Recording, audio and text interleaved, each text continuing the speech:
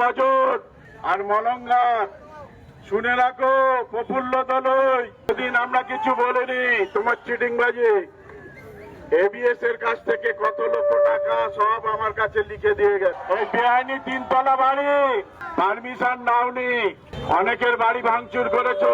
এই বাড়ি বেআইনি, জেলা পরিষদ থেকে নোটিশ দিয়ে ভাঙিয়ে দেবো। অনেক সংযম দেখিয়েছি আমরা, 15 বছর শান্তিতে রেখেছিলাম, আর হবে না। বিষ্ণুপুরে জেতার পরই বিরোধীদের উদ্দেশ্যে হুমকি তৃণমূল বিধায়কের। সোশ্যাল মিডিয়ায় ভাইরাল বিষ্ণুপুরের তৃণমূল বিধায়ক দিলীপ মণ্ডলের ভিডিও।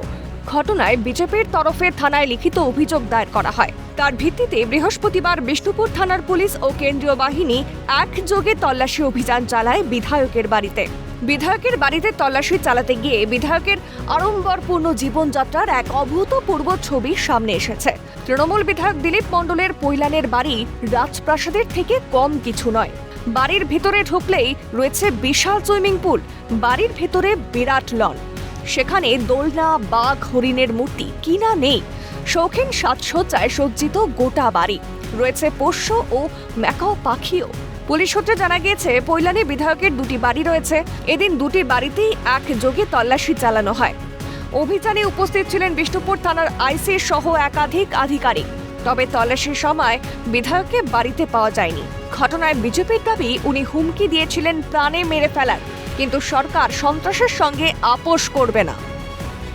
উনি হুমকি দিয়েছিলেন মেরে দেওয়া, প্রাণে মেরে দেওয়া, কিন্তু আমাদের এই সরকার, মাননীয় মুখ্যমন্ত্রী শুভেন্দু অধিকারীর নেতৃত্বে সরকার সেদিনকেই ঘোষণা দিয়েছিল, আমরা কোনো সন্ত্রাসের সাথে আপোষ করব না।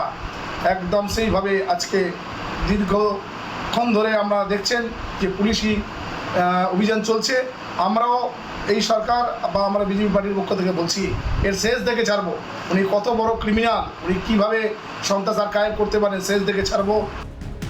ঘটনায় বিজেপির প্রধান মুখপাত্র দেবজিৎ সরকার বলেন, মানুষের রক্ত, মেধা দিয়ে এই সমস্ত রাজপ্রাসাদ তৈরি হয়েছে, এখন সব আস্তে আস্তে বাইরে আসছে।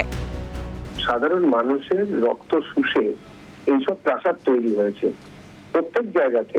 গত 2 দিন আগে হাওড়াতে এরকম একটা মাটির তলার প্রাসাদ পাওয়া গেল, 2-3টে ফ্ল্যাট দেখাচ্ছি আমরা। ঠিক ঠিক। তারপরে আজকে বিষ্ণুপুর, সবই সামনে আসবে। চেসেস্কুর টয়লেট বানিয়েছিলেন সোনার দিয়ে, তো ঠিক সেরকম ভাবে এরকম ক্ষুদে চেসেস্কুরা বিভিন্ন জায়গায় এগুলো তৈরি করেছে। পশ্চিমবঙ্গের বিভিন্ন জায়গায় তৃণমূল আমলে যেসব অত্যাচার হয়েছে, নিপীড়িত মানুষ তাদের ঘাম, রক্ত, মেধা, মহিলাদের সম্মান সবকিছু লুট করে এইসব প্রাসাদ তৈরি হয়েছে। তদন্তকারীদের দাবি, সকালেও তৃণমূল বিধায়ক দিলীপ মণ্ডলকে এলাকায় দেখা গিয়েছিল, কিন্তু পুলিশ পৌঁছানোর পর থেকে তিনি বেপাত্তা হয়ে যান। পুলিশ সূত্রে খবর, ভাইরাল ভিডিও এবং সংশ্লিষ্ট অভিযোগ খতিয়ে দেখা হচ্ছে। ঘটনার সমস্ত দিক পর্যালোচনা করেই পরবর্তী পদক্ষেপ করা হবে বলে জানিয়েছে প্রশাসন। উল্লেখ্য, সুড়ঙ্গের নিচে তৃণমূল নেতার বিলাসবহুল ঘরের ছবি সম্প্রতি সামনে এসেছে। শপিং মলের কর্মী থেকে ডন।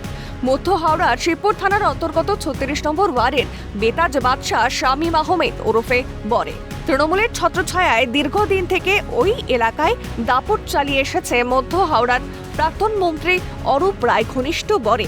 এরপর দিলীপ মণ্ডলের প্রাসাদোপম বাড়ি কিভাবে সম্ভব, কি করে এই বারবারন্ত প্রশ্ন রাজনৈতিক কারবারিদের। রাজীব নস্করের রিপোর্ট, ক্যালকাটা নিউজ।